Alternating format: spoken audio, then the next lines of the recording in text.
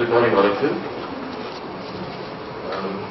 Kavim Bhatnagar basically from Government of Madhya Pradesh, a civil servant by occupation, but a pension economist by profession. The two logos that you see on the left and right on top, one is Invest India Economic Foundation. That's where I am on deputation from the Government of Madhya Pradesh. And on the right you see a logo of micro pension. That's where I'm working in the area of micro pension, basically designing micro pension for the unorganized sector. In one line, if I say, it's enabling the working poor to achieve a dignified retirement. That's a single line that I do emphasize. And the paper that I have today, on which I am making a presentation, is the rationale for establishing a return and retirement fund for Indian overseas women migrant workers in the ECR countries. When I say ECR countries, these are the countries where Indian migrant workers migrate on an ECR passport. ECR basically means immigration clearance required. These are the people who are merely matriculates, so not even graduates, and are supposed to get a clearance from the Protector General of Immigrants. In other words, just to simplify this further, these are the workers who are like construction workers, unskilled and semi-skilled in the male counterpart, and housemaids amongst the female counterparts.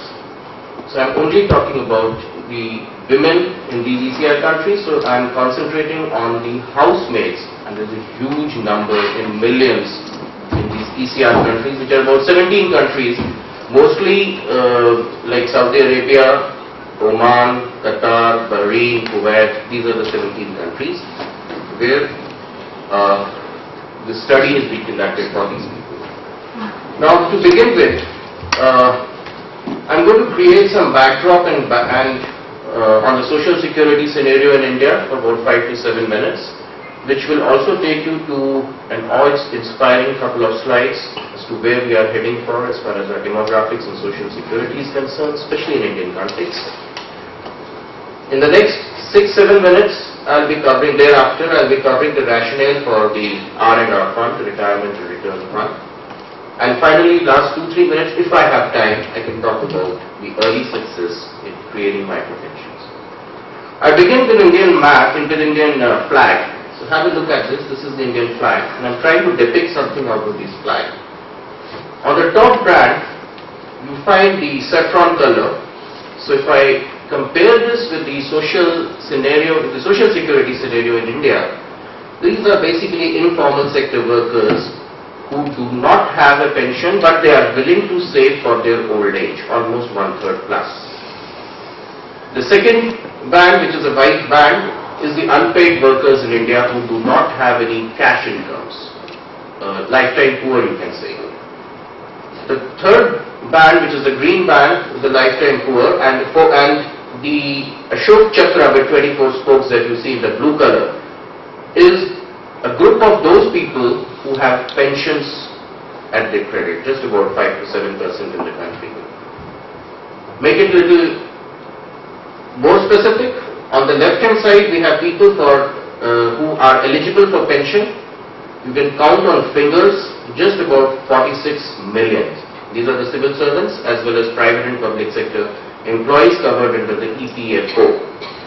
You can't count on fingers the numbers on the right hand side which will never get a pension when they become old. Self-employed, high income, it could be chartered accountants, it could be doctors as well, but they don't have pensions as well. Low income, unorganized sector workers to the tune of 144 million. I mean, this number is population of many countries taken together. Workers in the age 60 plus, currently just about 40 million, they don't have pension of course. And the lifetime poor for which they can't even save for their old age, $1 a day type of savings, not possible, $1 a month, savings. They're not able to do that. And then the unpaid workers.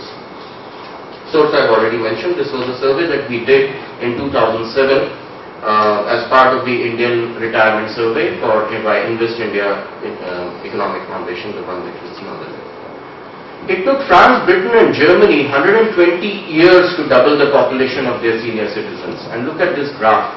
We are doing it in 2 decades flat. From 2010, we are less than 10 crore, which is about 100 million senior citizens in the country. And we are doubling this by 2030. And look at the last graph bar chart that we have. By 2050, we'll have 32 crore senior citizens in India. 320 million senior citizens in India. And if I look back at the graph, 90% of them do not have any pension. By 2050, India will have 290 million senior citizens roaming on the streets without any pension. That is the demographic change. Also, if you look at the way we are doubling the population of our senior citizens, if our population growth is about 1.9, the population growth or explosion of senior citizens is at more than 4%. More than 4%. This is the aging Indian population. This is World Bank report 94. So just look at the graphs that you would find at people in the age group of 60 to 65, the top three horizontal bar charts. You would compare them between 1991 and 2016, the explosion of population amongst the senior citizens, and remember 95%, 90% of them do not have a pension. What are the issues involved with them? One is, of course, migration of generation. We keep on migrating. Dismemberment of joint family structure. Today, India has about 65% households which are nuclear, as against 65% in the joint family structure a couple of decades back. Increased life expectancy at 60, which is the retirement age for many of us. The life expectancy for women is 18 in India, for men it is 17. In other words, we have another 15 to 20 years to live after 60 and we have no pension. And there is also an absence of incentive for returning back amongst the workers. Why should I go back to India? What is it that attracts me when I go back? I'll come to it a little later. I need to maintain the same life standard even after retirement. That's a big issue. So I cannot come down from a financial position what I am earning today and then I've got some replacement for my salary. So if I was earning, let's say, 10,000 rupees as salary at the age of 60, what is it that can provide me a pension of about 4,000 or 5,000, or maybe let's say 30, 40% or 50% replacement rate? Civil servants, of course, get 50% replacement rates in India as part of the pension. Now, what are the options for working poor? Forget civil servants, forget those who have a provident fund. They have to work throughout their lives. We designed the first micro pension in the country in 2006 with an organization called SEVA. Some of you must have heard about it, Self-Employed Women Association. These are the women who are from the unorganized sector workers and low income, but we motivated them, we did a lot of education with them, and we started a scheme called micro pension with them in 2006, which was inaugurated by the finance minister in India. And these women, like household workers, agarbatti workers, housemaids, etc., they started saving 100 rupees, that is $2 or $3 a month to save for their old age. And believe me, even at a 10% nominal rate, if you are age 30, which is an average Indian age, you start saving just 200 rupees a month, and at a 10% nominal rate, this would become 3,70,000 rupees by the time you are 58, and can provide you a monthly pension for 3,000 rupees, which is 15 times more monthly pension than what you were saving when you started saving 200 rupees a month. That's magical power of compounding, and believe me, this magical power of compounding, when it was explained to these women, low income unorganized sector, slum dwellers in Ahmedabad, they started saving 200, 300 rupees a month for their old age. And the fund is growing, of course. 5 years down the line, the fund has grown and they're very happy. We've got about 100,000 such women in Ahmedabad, where SEVA women are saving for their old age. And today, of course, we have started in about 17 states in India, where more than 2.5 lakh or 250,000 low-income unorganized sector women are saving for their old age. So they have to work throughout their life. I mean, we have seen people in the age group of 80, 82 still making agarbattis with thick glasses, but they have no other option. They have to depend on their children. But as I said, in today's world, children may not look after you for various reasons. And children, of course, are also likely to be as poor as the parents are, especially for the low-income unorganized sector workers. Depend on government? Not possible. There is no universal social security pension in India. You cannot depend on them. Thrift and self-help, it requires low intermittent incomes, and because of the old age income insecurity and because of the medical expenses in the old age, 15 to 20 years, the replacement rates, the biggest inflation of pensions, the biggest enemy of pension savings is inflation. Because if there is 7 or 8% inflation, then even 10% returns would provide you just about 2-2.5% of real rate of return, which will not help you. So you have to have some kind of co-contributions and some kind of incentives being provided by the government. So this is basically a pension graph which I can show you. On the left hand side is the accumulation phase. So when you start earning from the age of 18, 20 so onwards till the age of 60, you start accumulating it, and thereafter you start deaccumulating it, which is also called as the withdrawal phase in the retirement period. Now what is the rationale for a return and retirement scheme for Indian migrant workers, let's say in these 17 ECR countries? You see, I'll provide this answer in just about 4 or 5 points basically. One is, we have in fact India has the second largest overseas community in the world, where estimated 25 million overseas Indian workers are spread across 110 countries. But this also includes countries like US, UK and Western countries, but I am confining myself to 17 ECR countries. 4 million have migrated approximately in the last 5 years. And India is the largest receiver of remittances of approximately $150 billion in these last 5 years. But when I say of NCR, of the ECR countries, majority of them are on temporary work permit, employed in construction, healthcare, and amongst the women is the household sector. Not even in the nursing sector, because even the nurses are non-ECR because they are graduates. So I'm talking about only housemaids on the household service sector. They have absolutely no inclination, motivation to come back. Whenever they are there, they need to begin life afresh when they come back. Now, the problem is, whenever they are in these countries, there is a temporary flip in their income. The income goes up on a temporary basis. And we have conducted this study in 4 or 5 out of these 17 countries, where we have found that whatever money they are receiving as part of their salary, 97% of that salary is sent back to their family members in India, and they don't keep any money because they get free accommodation and free boarding, lodging, etc. 97% is what they are sending it back, and their folks out here in India are consuming that money. They are not creating any asset. So 5 years or 10 years down the line, when this woman is supposed to come back, she has no incentive to come back, because when she is coming back, she has no savings at all for her in her account. She has no money left, she has no assets, and she doesn't have, of course, any kind of social security. So she doesn't come back. That's it. That's one of the big problems that we have. The people after the work permit, they even stay back beyond that. Rarely a sustained impact on the on a long-term basis you would find, because there's only a short-term money, which is of course used, as my last line is, on the consumption expenditure amongst the families. The third part is exclusion. Imagine if these women were working in some organized sector in India, they were at least covered by a provident fund through an EPFO. Even BD workers, civil workers in India, they are covered under the provident fund, but these are not workers in India. They have migrated out. They are traditionally excluded from access to formal social security in the country where they are. They don't have any means of getting any provident or pension fund from the country where they are visiting. At the same time, they are also excluded from a formal pension arrangement back in the country, which is available to their Indian counterparts who have actually not gone. So what happens is, after 5 years or 10 years when they come back, their condition, I'm talking of financial condition, is even much worse than those who have actually not migrated, because there was only a temporary raise in their incomes, which also was used for all consumption purposes. So there is no mechanism for them to, and there is no encouragement for them to even save for their old age.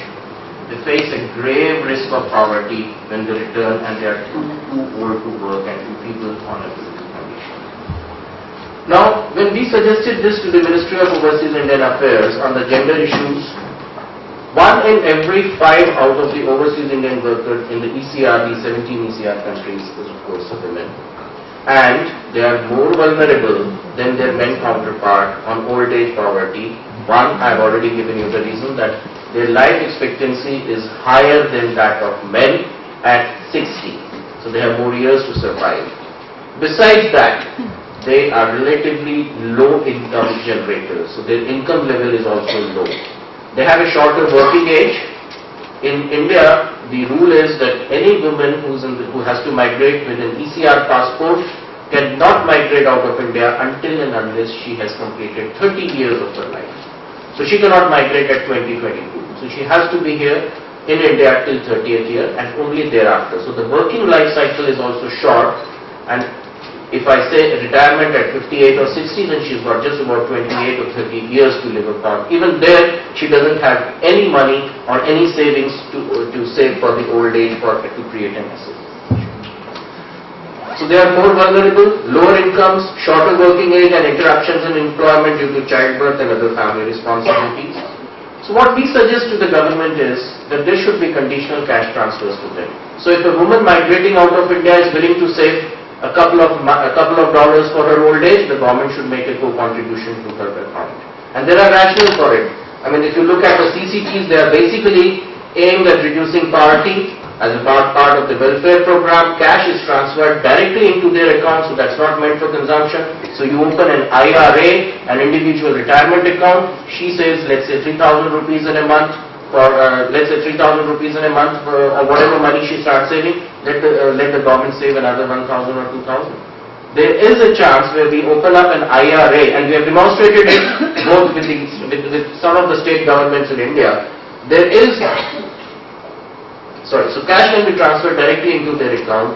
We have equity and fairness in tax treatment. So if I save 100,000 rupees for my old age under a pension fund or under a provident fund, I get benefit of up to 30,000, up to 30%, which is a direct cash subsidy given to me.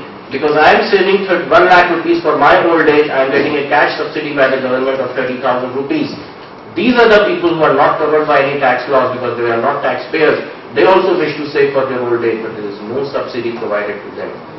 So equity and fairness, I think we can bring into that. Participation in the growth and mainstream, of course, they can be part of it. And of course, financial deepening. We've been talking of financial inclusion by opening bank accounts, but I think we need financial deepening, and financial inclusion just will not help. This is not an immediate subsidy, but it's a deferred consumption subsidy. So the money I am paying you, the government is paying you in your IRA, which you cannot use until and unless you become 60 years of age. There are some implementation challenges like multiple accounts. So if I open 3 accounts, I get 3 subsidies. But I think central record keeping can take care of such kind of leakages. Wrapping co-contribution to individual savings, definitely possible by creating unique individual accounts. We also have the UID AI in India now. This can always be taken up. Broad-based coverage, huge number of women migrants from India. The moment they come down to the POE office, we can book them for opening up a micro pension account or R&R scheme account, and they have the facility to use this money, but even by remitting, when they are remitting to India, let's say if they are remitting part of money to their earnings to India, part of this can be channeled into their IRAs, into their pension accounts. This is definitely possible. Secure and high real rate of return. So we've got some retirement pension funds which are there in India. NPS is there, NPS Lite is there, RBPs are there. So these are all viable, and we can create some viable microtransactions. So even if 200 rupees or 300 rupees is saved by them, and this has been demonstrated well. So this is some of the success stories. I've got just another 2-3 minutes to conclude. First is we have to take out the concept from our mind that poor are pensionable. In India, if you find a rickshawala or an auto rickshaw driver outside this campus and you ask him whether he's going to receive any pension, he will simply ridicule at the idea because he has never thought of it. So there has to be a lot of education, awareness creation, concept seeding amongst these low-income and organized sector workers, because poor are pensionable, and that's what we did in 2006. With 25,000 women of Seva, they started saving just $3 or $4 a month for their old age. Then We have farmers offered in Bihar, and as on date, we've got about 250,000 workers saving for their old age in the saving as low as $2 or $3 a month in for their old age. Then we have got the experience of Vishwakarma Unorganized Sector Yojana in Rajasthan, where 20 categories of unorganized sector low workers were identified by the state government, and we opened up their micro pension account. And in fact, we at Investigate Micro Pension Services, we are a turnkey implementation agency for this. So a worker, let's say, saves 1,000 rupees in his account in a year, and the government of Rajasthan is also contributing another 1,000 into his or her account to provide an equity for the old age.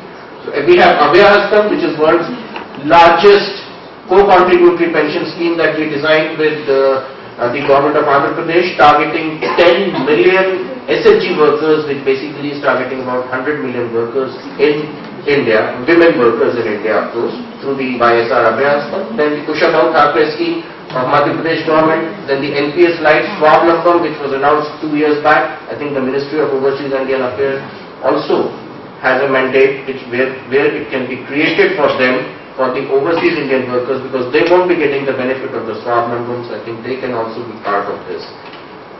This will provide a portability across all ECR countries, so when they come back to India, they can start saving whatever money they want to save in the same account. When they come back to India, there is a flexibility to continue or discontinue contributions. There are no penalties for non-contributing, and when they are back, even the state governments can also consider, like Vishwakarma in Rajasthan and other states, can provide for co-contribution.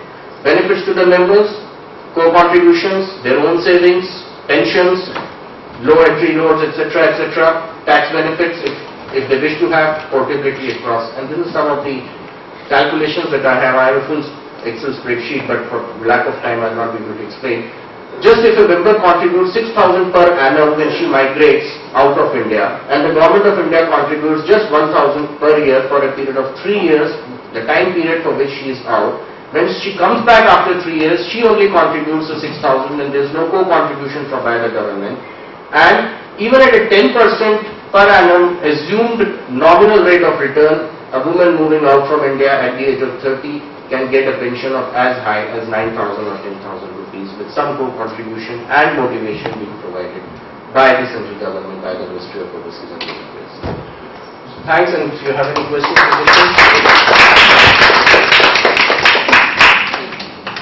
Thank you very much. Thank you to all the presenters for keeping to time, which is wonderful, because even though we started late,